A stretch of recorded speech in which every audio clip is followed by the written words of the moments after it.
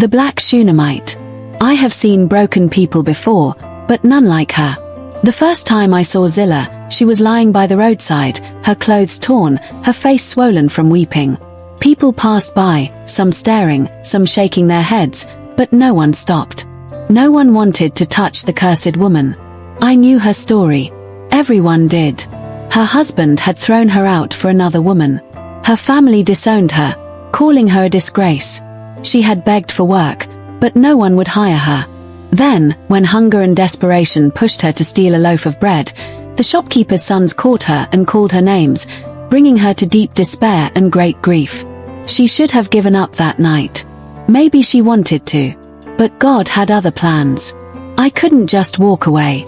I knelt beside her, touching her cold hand. "Zillah, can you hear me?" Her eyes flickered open, filled with pain. "Why are you here?" she croaked. "To help." She let out a bitter laugh. "No one helps people like me." I lifted her gently. "Then let me be the first." I took her to my home, cleaned her wounds, and gave her food. 4 days, she barely spoke. She just stared at the wall, lost in misery. One night, as I was praying, she suddenly spoke. "I don't think God sees me anymore." I looked at her. "Zillah, do you know the story of the Shunammite woman?" She frowned. "The rich woman who helped Elisha?" "Yes.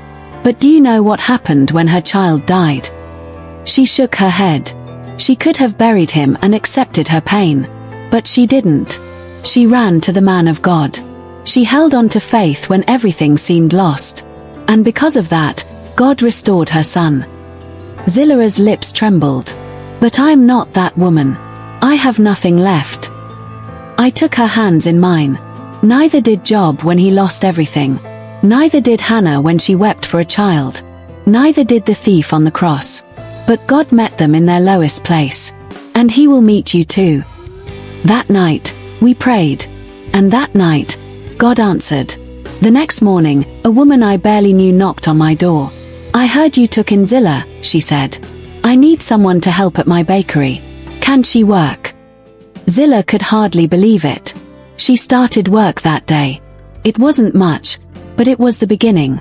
Weeks passed, then months. Strength returned to her body. Light returned to her eyes. She was no longer the woman abandoned by life. She was the woman restored by God. Now, when people see her, they don't call her cursed. They call her the Black Shunnamite.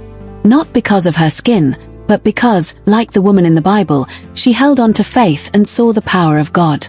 And if He did it for her, He can do it for you.